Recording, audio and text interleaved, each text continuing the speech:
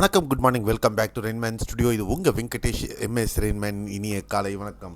இன்றைய வானிலை நிகழ்வு 21 டிசம்பர் 2024. உங்களுக்காக சப்ஸ்கிரைப் பண்ணலன்னா சப்ஸ்கிரைப் பண்ணிவிட்டு கீழே பெல்லைக்கன் வந்துட்டு ஆல் நோட்டிஃபிகேஷன் எனேபிள் பண்ணிக்கோங்க. இன்றைய வானிலை நிகழ்வில் மிக முக்கியமாக நம்ம கவனிக்க வேண்டியது நன்கு அமைந்த காற்றழுத்த தாழ்வு பகுதி நேற்று ஆழ்ந்த காற்றழுத்த தாழ்வு மண்டலமாக வலுப்பெற்றது. இந்த ஆழ்ந்த காற்றழுத்த தாழ்வு மண்டலம் மேற்கத்திய கலக்கத்தின் ஊடாக பயணிக்க தொடங்கி சென்று கொண்டு இருக்கிறது. அதன் காரணமாக நீங்கள் இன்றைக்கி பார்த்தீங்கன்னா வடமேற்கு திசையில் நகர்ந்தது. இப்போ வடகிழக்கு திசையில் நகர்ந்து விசாகப்பட்டினத்திற்கு அருகாமையில், அதாவது ஒரு விசாகப்பட்டினத்திலேருந்து ஒரு 280-300 கிலோமீட்டர் தொலைவில் அது நிலை கொண்டிருக்கிறது அப்படின்னு நம்ம பார்க்கலாம். அதே நேரத்தில் இன்று இந்த காற்று குவிதல் காரணமாக கொல்கத்தா, ஒடிசா மற்றும் கொல்கத்தா இடைப்பட்ட பகுதிகள் மற்றும் டெல்டா பகுதிகள், தென் தமிழக பகுதிகளில் காற்றின் குவிதல் காரணமாக இன்றும் ஒரு மழைக்கான வாய்ப்புகள் இருக்கின்றன. நேற்று தென் தமிழகத்திலையும் சேலம் மாவட்டத்திலையும் நம்ம மழையை பார்த்தோம். அதே மாதிரியான மழை நிகழ்வு இன்றைக்கி தொடருமான்றதை பார்க்கலாம். அதற்கு முன்னாடி மேற்கத்திய கலக்கம் தொடர்ந்து நீடித்து கொண்டு இருக்கிறது. இந்த மேற்கத்திய கலக்கம் காரணமாக கொஞ்சம் அடர்த்தியான மேற்கத்திய கலக்கம்னே சொல்லலாம்.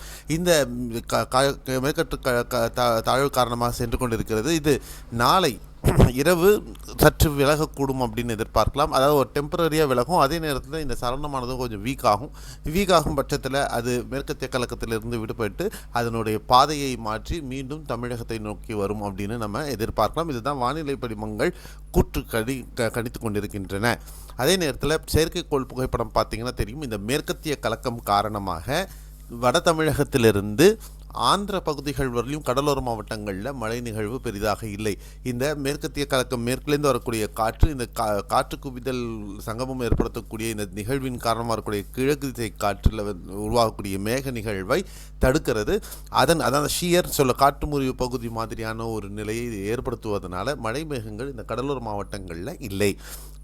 குறிப்பாக மேற்கு வங்கம் மற்றும் ஒடிசா பகுதிகளில் மட்டும்தான் இந்த மழை மேகங்களை நம்ம பார்க்குறோம். அங்கே தான் அந்த காற்று குவிதல் கரெக்டாக செட்டாக இருக்குது. அதனால் அந்த பகுதிகளில் மழை வருது. இந்த சிஸ்டத்தினுடைய கிழக்கு பகுதிகளில் மழை மேகங்கள் முற்றிலுமாக இல்லை. நேற்று இருந்தது, இன்றைக்கி இல்லை. ஏன்னா அந்த மேற்கத்திய கலக்கம் முழுவதுமாக ஷியர் பண்ணுது அப்படின்னு சொல்லலாம். ஷியர்னால் ஒரு பால் பொங்கும்போது நம்ம ஒரு காற்று ஊதுனா எப்படி அந்த பால் அந்த பொங்குறது நின்றுடுமோ அது மாதிரி தான் இந்த மாதிரியான ஒரு நிகழ்வு, வெட்டுதல் அப்படின்னு சொல்லக்கூடிய அந்த பகுதி ஏற்படுவதனால கிழக்கில் இந்த மழை மேகங்கள் இல்லை. அதே நேரத்தில் டெல்டா மாவட்டங்கள்லையும் சேலம் பகுதிகள் மற்றும் அதனுடைய மேற்கு பகுதிகளில் மழை மேகங்களில் அது ஒரு என்ன சொல்கிறதுனா ஒரு மேகமூட்டமான நிலைமை, ஒரு ஐக்ளவுட்ஸில் நிலைமை அந்த பகுதிகளில் ஏற்படுத்திக்கிட்டு இருக்கு அப்படின்னு பார்க்கலாம். இந்த பகுதிகளில் அடர்ந்த பனிமூட்டம் காணப்படும். அதே நேரத்தில் அடுத்த 24 மணி நேரத்திற்கான மழை வாய்ப்புள்ள பகுதிகள் பொறுத்தவரையிலும் நம்ம பார்த்தோம்னா தமிழகத்தில் குறிப்பாக நேற்று மாதிரி இன்றும் திருநெல்வேலி, தென்காசி, விருதுநகரின் மேற்கு பகுதிகளில் மிதமானது முதல் கனமழை பதிவாக வாய்ப்புகள் இருக்குது. இன்றைக்கி அடிஷ்னலாக பார்த்திங்கன்னா தேனி, கம்பம், போடிநாயக்கனூர், மதுரை, சிவகங்கை, ராமநாதபுரம், திருச்சிராப்பள்ளி அநேகமான பகுதிகள் மற்றும் சேலம் கிழக்கு பகுதி, தஞ்சை, நாகை, திருவாரூர் மாவட்டங்களில் இன்று மிதமானது முதல் கனமழையை நம்ம சில பகுதிகளில் எதிர்பார்க்கலாம்.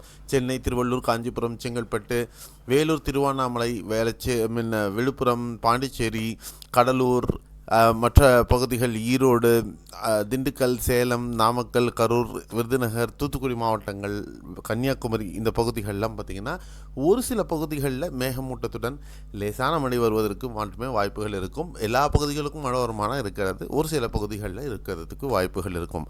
அதே நேரத்தில் கேரளாவிலையும் மேகமூட்டத்துடன் ஒரு சில பகுதிகளில் லேசான மழை மத்திய மற்றும் தென்கேரள பகுதிகளில் இருக்க வாய்ப்பு. கடலோர ஆந்திரா பொறுத்தவரையிலையும் ஒரு சில பகுதிகளில் லேசான மழையும், பெரும்பாலான மழை விசாகப்பட்டினம், விஜயநகரம், ஸ்ரீகாக்குளம், ஒடிசா மற்றும் மேற்கு வங்கம் பகுதிகளில் தான் மிதமானது முதல் கனமழையானது தொடர்வதற்கு வாய்ப்புகள் இருக்கும். இந்த சலனம் மீண்டும் 23ஆம் தேதி தமிழகத்தை நெருங்க ஆரம்பிக்கும். 24ஆம் தேதி அது மழை நிகழ்வை மீண்டும் கடலோர மாவட்டங்களில் கொடுக்க ஆரம்பிக்கும். 25, 26 ஆகிய பகுதிகளில் வடகடலோர மாவட்டங்கள், டெல்டா பகுதிகளில், கடலோர மாவட்டங்களில் அடுத்த சுற்று மழை நம்ம எதிர்பார்க்கலாம். ஸோ இதுதான் அடுத்த 24 மணி நேரத்திற்கான மழை நிகழ்வு பற்றின அப்டேட்.